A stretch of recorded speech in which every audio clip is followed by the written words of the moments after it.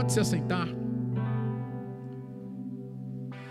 Eu quero te convidar a abrir a Bíblia comigo em João capítulo 19. E nós vamos ler uma porção um pouco estendida do capítulo 19, mas uma porção extremamente necessária da palavra de Deus para ilustrar o que nós precisamos receber de Deus aqui nessa noite. Essa é uma noite especial. Essa é uma noite que Deus decidiu marcar a nossa história. João capítulo 19, versículo 1 a 6, diz o texto: Pilatos, pois, tomou então a Jesus e o açoitou. E os soldados, tecendo uma coroa de espinhos, lhe a puseram sobre a cabeça e lhe vestiram uma veste de púrpura. E diziam: Salve o rei dos judeus! E davam-lhe bofetadas. Então Pilatos saiu outra vez fora e disse-lhes: Eis aqui, vou-lo trago fora, para que saibais que não acho nele crime algum. Saiu, pois, Jesus, levando a coroa de espinhos e a veste de púrpura, e disse-lhes Pilatos: Eis aqui o homem. Vendo-o, pois, os principais dos sacerdotes e os servos gritaram, dizendo: Crucifica-o, crucifica-o. Disse-lhes Pilatos: Tomai vós e crucificai, porque eu nenhum crime acho nele. Versículo 12.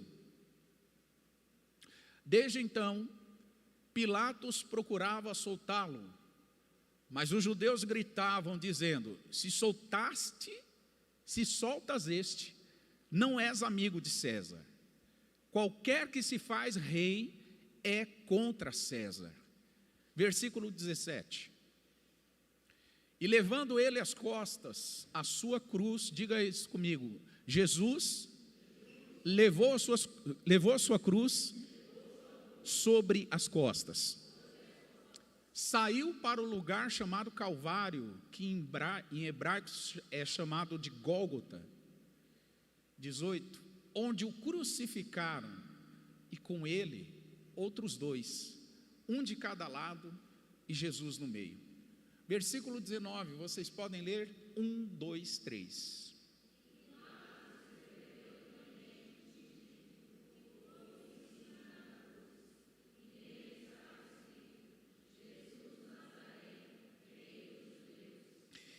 Meus irmãos, nessa noite eu quero olhar com vocês para as Escrituras e a gente encontrar no episódio da crucificação de Cristo motivos de sobra para a gente nos identificar com aquilo que Ele fez por nós e tomarmos a mesma decisão e fazer semelhante.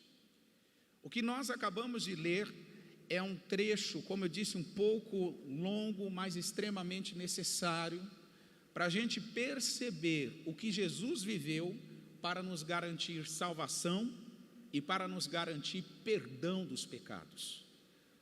O texto mostra que uma das principais autoridades romanas, Pilatos, ele ouve toda a sentença das autoridades judaicas sobre Jesus. Ele ouve os judeus dizendo que Jesus se considerava o Filho de Deus. Ele ouve os judeus dizendo que Jesus se equiparava a ser o próprio Filho de Deus.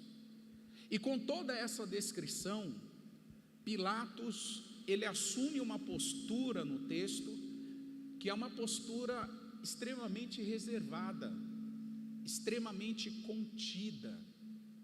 Pilatos, ele em vários momentos que ele ouve as pessoas dizendo: crucifica-o. O que Pilatos diz? Ele diz, e nós lemos isso mais de 2 vezes, Pilatos diz: eu não vejo nenhum crime neste homem, eu não vejo nenhuma culpa, eu não considero esse homem como um réu, ele é inocente. E mesmo ele falando isso, a palavra mostra que as pessoas, os judeus, eles estavam influenciados pela liderança judaica e todos gritavam: crucifica-o, crucifica-o. O tema dessa noite é desfazendo as nossas resistências, olhando para a cruz. Ou seja, o quanto que o exemplo da crucificação de Jesus faz a gente desfazer as nossas resistências à medida que olhamos para Ele. Jesus, ele se humilha até a morte, e Efésios 2:8 diz que ele se humilha até a morte e morte de cruz. É importante a gente lembrar que nos dias de Cristo, a crucificação já era praticada por pelo menos 600 anos antes de Cristo. Veja, 600 anos antes de Cristo, a crucificação já era praticada, e 400 anos depois de Cristo, a crucificação continuou sendo praticada. O que isso quer dizer? Que a crucificação fazia parte da história humana durante pelo menos 1000 anos. 600 antes de Cristo e 400 depois de Cristo. Várias civilizações e povos usavam a crucificação para expor, para humilhar, para punir aqueles que se levantavam contra um governo vigente ou contra um sistema vigente. A crucificação foi praticada pelos sírios, os fenícios, os babilônicos, os assírios, os romanos e tantos outros povos praticaram a crucificação. Um comentarista chamado Cícero, no ano 400 depois de Cristo, ele disse que a crucificação era a mais extrema e mais cruel e angustiosa forma de punir alguém. Preste atenção nisso. A mais extrema, cruel e angustiosa forma de punir alguém. Flávio Josefo, um outro conhecido historiador judeu, ele disse que a crucificação era a mais desgraçada de todas as mortes, a pior morte, a morte mais terrível, a morte mais desprezível. Uma pessoa morta por crucificação tinha o objetivo não só de punir, mas de incentivar outros a não tomarem a mesma decisão e a não seguirem pelo mesmo caminho. Então nós percebemos, obrigado Dani, que a cruz era um instrumento de persuasão contra os rebeldes. Não punia só quem errou, mas a punição exposta, ela servia de aviso para quem tentasse se rebelar. É mais ou menos assim: se você tentar se rebelar, vai acontecer com você o que aconteceu com o último crucificado. Então era uma forma não só de punir quem se rebelou contra o sistema, mas uma forma de intimidar para que não houvesse mais e futuras rebeliões. Então essa crucificação, ela trouxe muitos significados para os tempos de Cristo e também para os nossos dias, porque a cruz era um instrumento de morte. Você pode dizer isso comigo? A cruz era um instrumento de morte. Eu quero fazer 5 considerações sobre as nossas resistências que precisam ser desfeitas quando a gente olha para a cruz. Quando a gente olha para a cruz, irmãos, pelo menos 5 coisas têm que acontecer conosco. Quando eu ouço a história da crucificação, quando eu leio a história da crucificação, pelo menos 5 coisas têm que acontecer comigo. Primeira delas, perceber que Jesus suportou vergonha e humilhação. Você pode dizer isso comigo? Jesus suportou vergonha e humilhação. Pilatos insistentemente dizia: eu não vejo culpa nesse homem. Pilatos insistentemente dizia: ele é inocente. E sabe o que a multidão estava dizendo? Crucificam. Então Jesus sofreu vergonha, exposição e humilhação porque era inocente, porque ele não tinha culpa. Hebreus capítulo 12, dá uma olhada comigo no que diz o versículo 2 e 3. Hebreus 12, verso 2 e 3. Olhando para Jesus, autor e consumador da fé, o qual, pela alegria ou gozo que estava proposto, ele suportou o que, gente? Desprezando o que? A afronta, a humilhação, a vergonha. Ele não olhou a afronta, ele simplesmente olhou para a alegria que estava proposta e aceitou a missão da cruz. Aceitar a cruz significa aceitar a vergonha, aceitar a afronta, aceitar a humilhação. E o que Jesus tinha em vista quando ele aceitou? A alegria que estava proposta. O texto vai dizer que porque ele aceitou, ele se assentou à destra do trono de quem, gente? De Deus. Primeira lição que eu tenho que aprender quando eu olho para a cruz e quando eu lembro do que significa a crucificação. Primeira experiência, Jesus suportou vergonha e humilhação. Jesus suportou o que era impossível alguém suportar. Segunda lição, pela cruz, Jesus desfez a inimizade e nos reconciliou com Deus.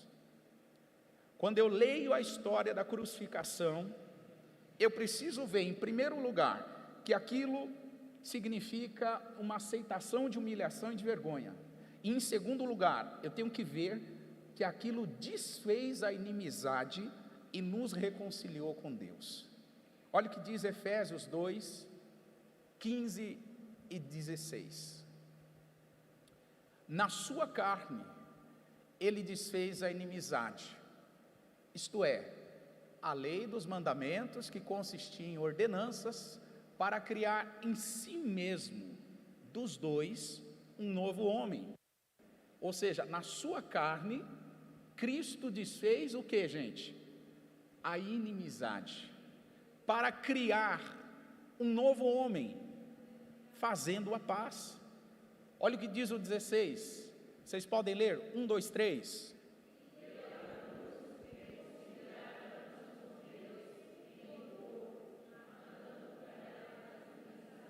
O que Cristo fez na cruz? Ele desfez a inimizade, ele nos reconciliou com Deus, ele exterminou a inimizade que existia entre Deus e os homens, ele aniquilou o poder devastador do inferno e do pecado.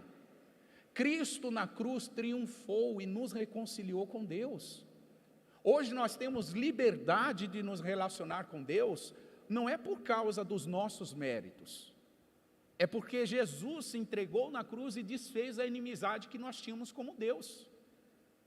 A Bíblia chega ao ponto de dizer, irmãos, que éramos inimigos de Deus. Você tem noção do que é isso? Alguém sendo inimigo de Deus? O que um inimigo, como é que um inimigo é tratado? E a Bíblia diz que a gente era inimigo. A Bíblia diz que a gente era, nós tínhamos uma inimizade com Deus, uma separação. E o que Jesus fez? Quando ele vai na cruz, quando ele aceita a sua missão na cruz, ele desfaz a inimizade e nos reconcilia com Deus. Alguém pode dizer glória a Deus por isso? Em terceiro lugar, pela cruz, Cristo estabeleceu a paz e reconciliou todas as coisas. Isso é lindo, irmãos. Cristo não só nos reconciliou com Deus, mas Cristo na cruz reconciliou todas as coisas. A natureza, o universo foi abalado por causa da queda de Adão. A Bíblia diz que o universo foi afetado. A terra ficou debaixo de maldição por causa do pecado de Adão, está em Gênesis 3. E o que Cristo faz? Cristo reconcilia não apenas o homem que foi punido a viver distante de Deus, mas Cristo reconcilia todo o universo. Tudo foi reconciliado através da cruz de Cristo. Colossenses capítulo 1, verso 20. Deixa eu ler isso aqui para nós. E que havendo por ele feito a paz pelo seu sangue na cruz, por meio dele, ou seja, de Jesus, reconciliar-se consigo mesmo o que, gente? Todas as coisas. Tanto as que estão na terra, como aquelas que estão aonde? A cruz de Jesus reconciliou todas as coisas. O sacrifício perfeito de Cristo é o ponto de convergência onde todas as coisas que estavam debaixo da maldição por causa do pecado são reconciliadas, são transformadas. É na cruz, irmãos, que a gente acha os pontos de convergência. É na cruz que as nossas diferenças, elas desaparecem. É na cruz onde não importa se você é de direita ou de esquerda. É na cruz que não importa se você é negro ou branco. É na cruz onde não importa se você é rico ou se você é pobre. É na cruz onde não importa onde você mora, onde você estuda, onde você trabalha, qual a sua profissão, porque a cruz ela converge todas as coisas apontando para uma única direção. E que direção é essa, irmão? Jesus. Quer desfazer as inimizades? Aponta para a cruz. Quer desfazer as barreiras? Aponta para a cruz. Quer desfazer as guerras, os conflitos, as dissensões, as diferenças de opiniões? Aponta para a cruz. Um dos grandes problemas que a gente carrega, irmãos, é que a gente aponta pouco para a cruz. E aí as inimizades continuam, as disputas continuam, as diferenças de opinião falam mais alto, porque a gente não aponta para a cruz, a gente não aponta para esse lugar que é o ponto de convergência onde todo ser humano se encontra. A palavra chega a dizer que toda língua vai confessar e todo joelho vai se dobrar. Todos os povos, nações e línguas vão se encontrar na cruz de Cristo, vão se convergir a Cristo. Isso é poderoso demais, gente. Como eu oro para que o Espírito Santo abra os nossos olhos para perceber o poder que tem a cruz de Cristo, a autoridade que tem, o que Cristo fez para nos reconciliar e reconciliar o universo com Deus. Só que veja algo interessante. Mesmo a cruz tendo tanto poder, mesmo a cruz tendo tanta autoridade, existe um efeito reverso. Diga comigo, efeito reverso.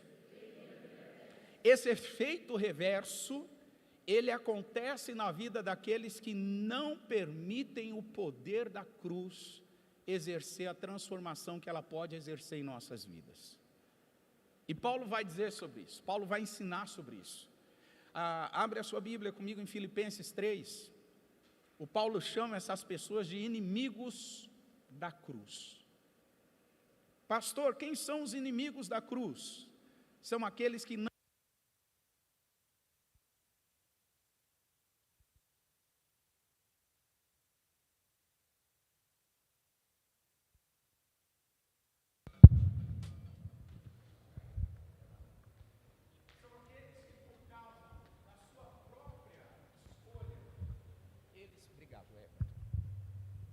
são aqueles que por causa das suas próprias escolhas, eles preferem viver o oposto do modelo da cruz, por isso que tem esse efeito reverso.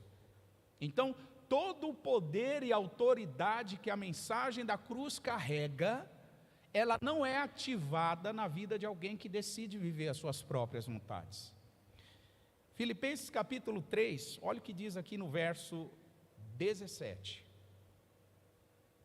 Paulo diz assim: sede também meus imitadores, irmãos, e tende cuidado, segundo o exemplo que tendes em nós, pelos que assim andam, porque muitos há, diga comigo, há muitos, muitos dos quais muitas vezes vos disse e agora também digo chorando, que são o que, gente? Eu te pergunto uma coisa, nos dias de Paulo havia muita gente que era inimiga da cruz de Cristo, e hoje em dia você acha que tem pouco inimigo da cruz? Tem muita gente que é inimigo da cruz. Quem são os inimigos da cruz, pastor? São aqueles que decidem viver a sua velha maneira de viver e anulam completamente todo o poder transformador do Evangelho de Cristo. São aqueles que decidem abandonar a mensagem da cruz e viver segundo as suas próprias vontades. Paulo chama de inimigos da cruz.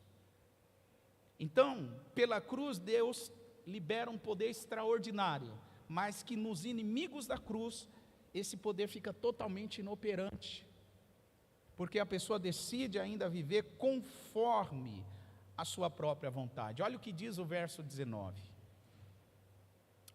O fim dessas pessoas é a perdição. O Deus deles é o que, gente? Ou as suas próprias vontades. E a glória deles é para a confusão deles mesmos. Eles só pensam nas coisas que são terrenas. Estes são os inimigos da cruz. Estes são, não quero com isso te assustar e dizer que Jesus não vai operar em nossas vidas e ajudar a gente a resolver os nossos problemas. Jesus vai fazer isso e muito mais. Mas, irmão, se a gente vive em função disso aqui, preste atenção em algo, a gente ainda não passou pela cruz. E se nós não passamos pela cruz, a gente se transforma em inimigos da cruz. E todo o poder, toda a autoridade, toda a transformação que a cruz pode gerar, fica inoperante, fica inativo em nós.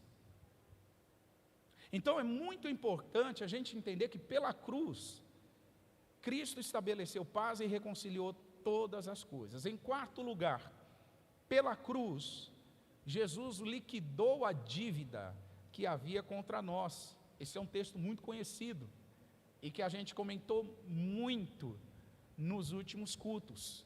Todos os ministros que passaram por aqui falaram muito de Colossenses 2 e verso 14, onde Paulo diz que havendo riscado a cédula que era contra nós nas suas ordenanças, de alguma maneira que nos era contrária, ele tirou do meio de nós, cravando ela na cruz.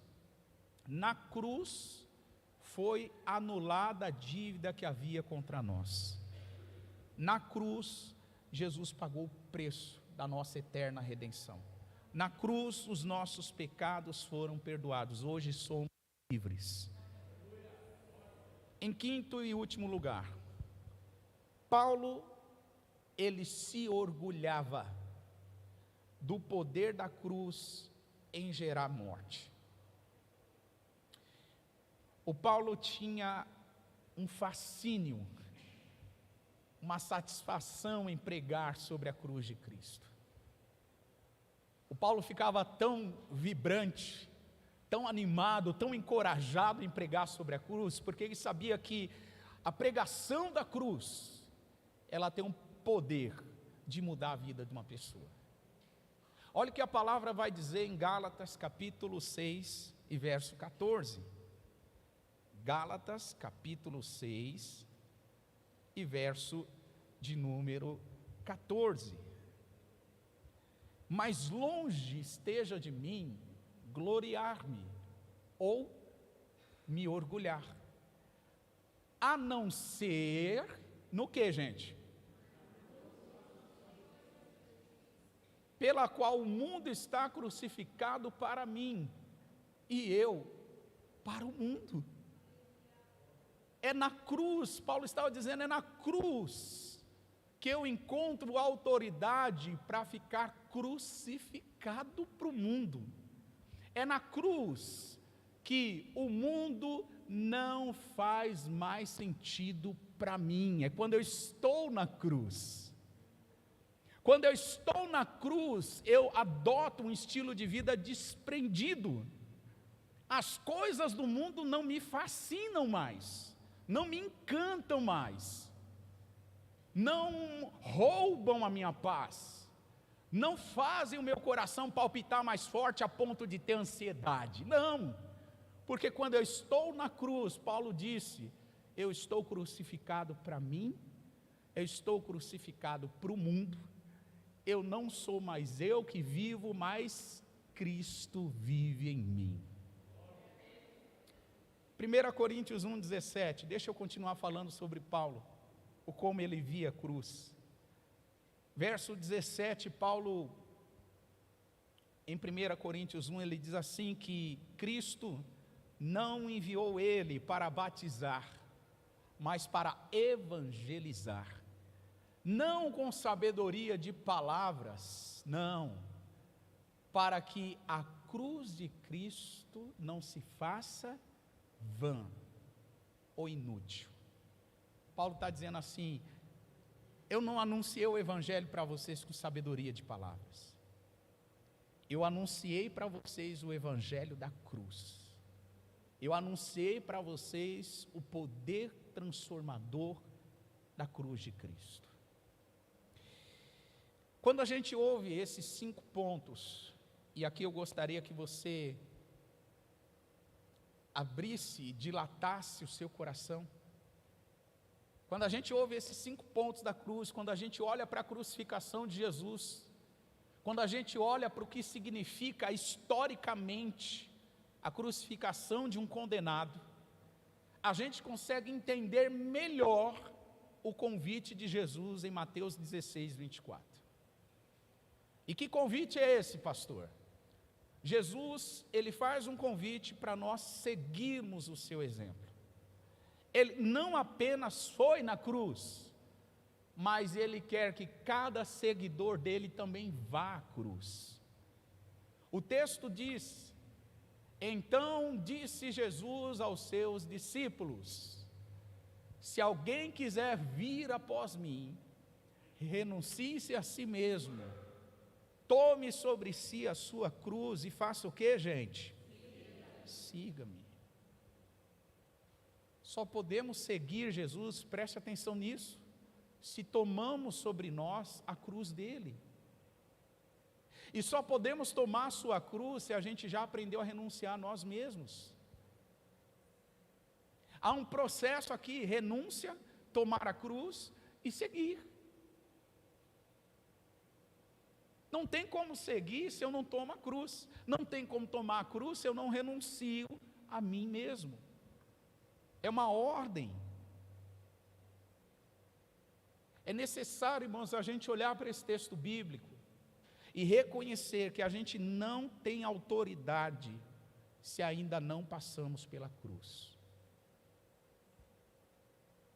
Infelizmente, nós vivemos dias em que muitos cristãos querem ganhar no grito, querem ganhar no argumento, querem ganhar sendo chatos, incomodando, dando mau testemunho.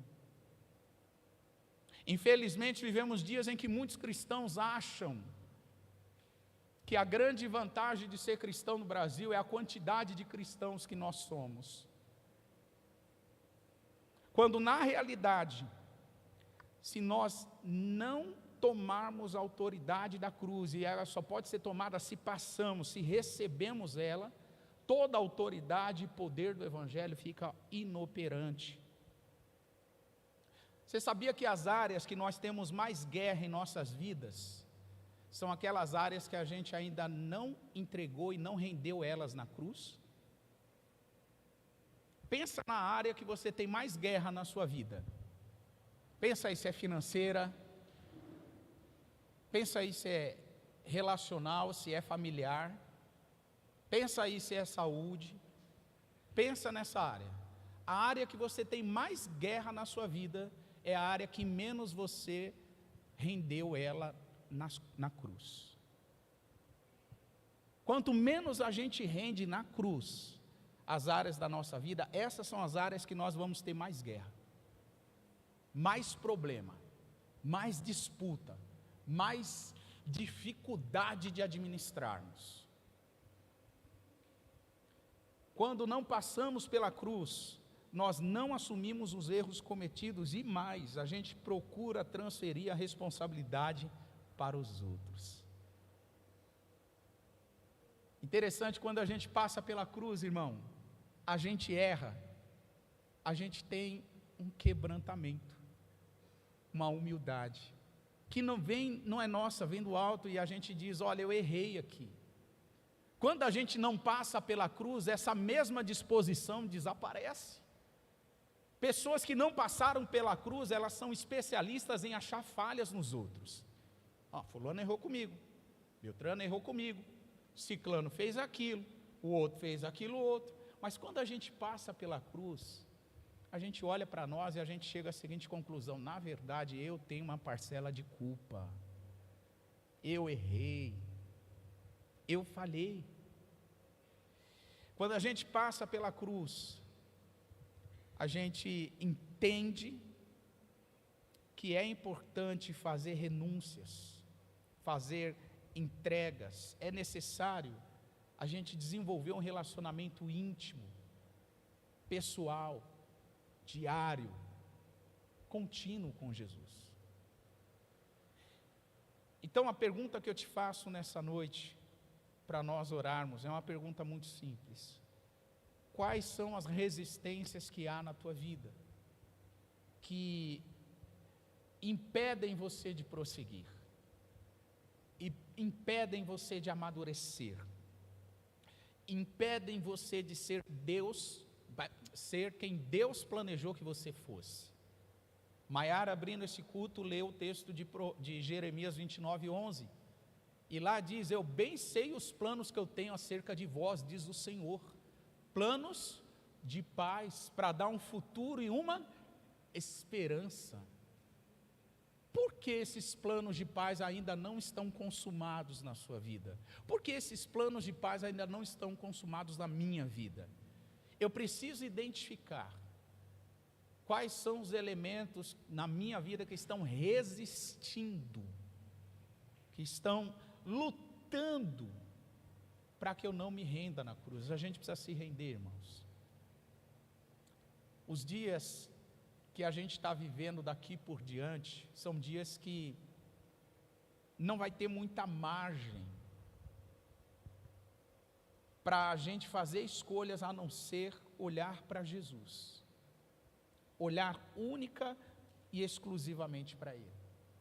Você sabe que a apostasia dos últimos dias não é o diabo tirar crentes da igreja. Presta atenção nisso, o diabo não quer tirar você daqui. O diabo não está preocupado em nos tirar da igreja, não. O diabo está preocupado em termos igrejas cheias de pessoas vazias de Deus. Pastor, o que é uma pessoa vazia de Deus? Uma pessoa que ainda não passou pela cruz, uma pessoa que ainda luta para estabelecer suas próprias vontades, uma pessoa que ainda não renunciou-se a si mesmo, não tomou a cruz e não seguiu Jesus. Pastor, isso é muito difícil. Eu sei que é, mas eu não posso te ocultar a verdade. Você quer que eu te mascare a verdade? Você quer que eu faça cócegas na sua alma? Não. Essa é a mensagem do Evangelho de Jesus. Aquele que quiser vir após mim, tome a sua cruz, renuncie-se a si mesmo, tome a sua cruz e siga-me. Eu quero te convidar a se colocar de pé, nós vamos orar nessa noite.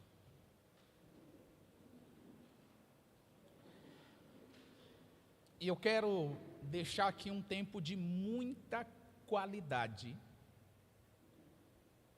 para você ter a oportunidade de render a Jesus alguma área na sua vida que você percebe que está em muita guerra, porque você ainda não passou pela cruz, essa área. Eu quero te dar um tempo de qualidade. Você pode se ajoelhar, você pode sair do seu lugar, você pode andar por esse espaço, mas eu quero que você tenha um tempo de qualidade para repensar que tipo de evangelho você está vivendo. Se o poder da cruz, como diz o evangelho, está ativo, operante, se você percebe que o que prevalece é a vontade de Deus sobre a tua vida, você está bem. Se você não luta para estabelecer a sua própria vontade, amém. Mas se você é alguém que percebe que as vontades de Deus, elas são segundo plano na sua vida, essa é a hora de se render. Essa é a hora de se prostrar. Essa é a hora de permitir que o evangelho exerça o poder e a autoridade dele. Nós vamos à cruz juntos. Eu quero te convidar a fechar os seus olhos e iniciar o seu tempo de oração. Iniciar o seu tempo de busca.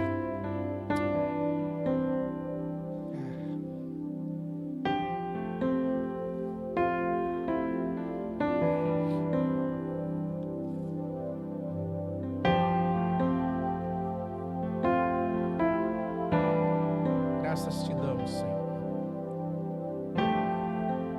Obrigado, Jesus, por podermos ouvir o teu evangelho.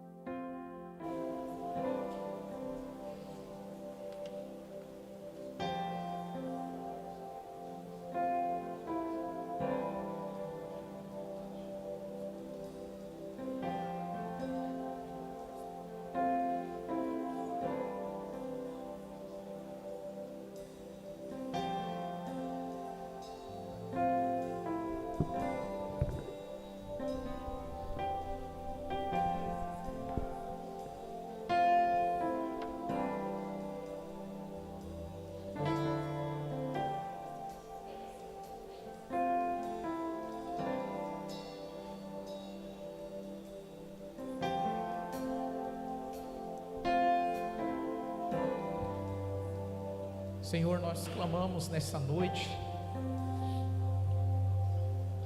para que o poder transformador do seu evangelho, o poder transformador da cruz, esteja ativo e operante em nossas vidas. Somos a tua igreja, Senhor, e sabemos que o poder do evangelho, ele é e está disponível para todos nós. Senhor, que neste tempo, que nesta oportunidade, a tua igreja viva, Senhor, é a transformação prometida no seu evangelho. Deus, que a nossa mente seja renovada, que os nossos corações sejam transformados, que aquilo que nós sentimos e pensamos seja ajustado à sua própria vontade, Senhor. Pai, em nome do Senhor Jesus, nós declaramos que somos teus e o Senhor é nosso. A nossa vida te pertence. Nós não pertencemos a nós mesmos, Senhor. Nós não somos os donos da nossa vida. O Senhor é o dono. E nós queremos declarar, Pai, que faz apenas sentido realizar a sua vontade, realizar os seus propósitos. Por isso, Pai, em nome de Jesus, que a tua igreja encontre alegria nisso, que a tua igreja encontre disposição nisso, Que a tua igreja encontre força para viver isso. Que o poder do Espírito Santo, ó Deus, esteja ativo e operante sobre nós. Aleluia. Louvado seja o teu nome, Senhor. Grande e poderoso é o Senhor. Que tudo que resiste, que tudo que inibe o poder da cruz, Pai, seja eliminado das nossas vidas. Nós queremos viver o poder da cruz, o poder da ressurreição. Não há ressurreição senão a morte. E nós queremos viver o poder da tua ressurreição, à medida que morremos e abrimos mão para as nossas próprias vontades. Venha o teu reino sobre nós, Senhor. Seja feita a tua vontade aqui na terra, como ela é feita aí nos céus.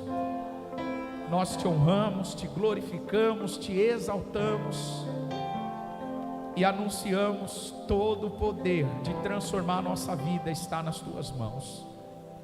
E nós recebemos essa transformação, essa cura, essa libertação. Aleluia. Você pode erguer as suas mãos e agradecer o Senhor.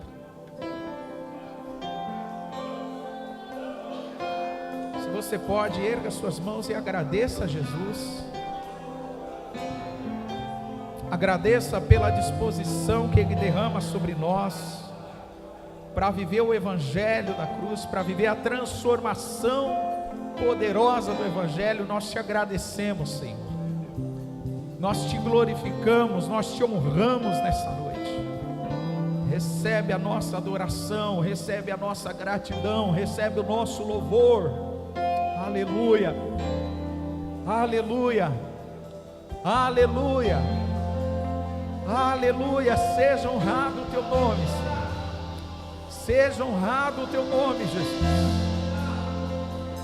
Vamos adorá-lo, igreja, vamos adorá-lo, vamos adorá-lo.